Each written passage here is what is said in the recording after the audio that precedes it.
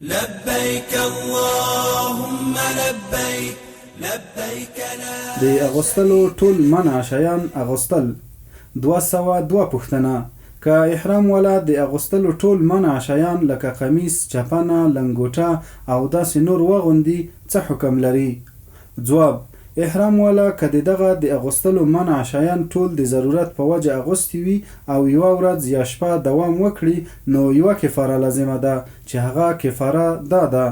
د ده اختیار دی که دم حلالوي او که 3 روژې نیسي او که 6 مسکینانو هر یوه ته نیمه کاسه یعنې پاو کم 2 کیلو غنم صدقه ورکوي او که یې تر ورځ کم واغوندي نو بیا د ده اختیار دی که نیمه کاسه غنم یوه مسکین ته ورکوي او که یوه روژه نیسي او که ټول شیان یې بې له ضرورت څخه استعمال کړي وي نو که یوه ورځ دوام وکړي دم لازم دی او که تر ورځ کم وي بیا نیمه کاسه یعنې پاو کم 2 کیلو غنم صدقه ده او که یو څه جامې د ضرورت په وجه وي او یو څه بې ضرورت څخه وي نو هغه مسئله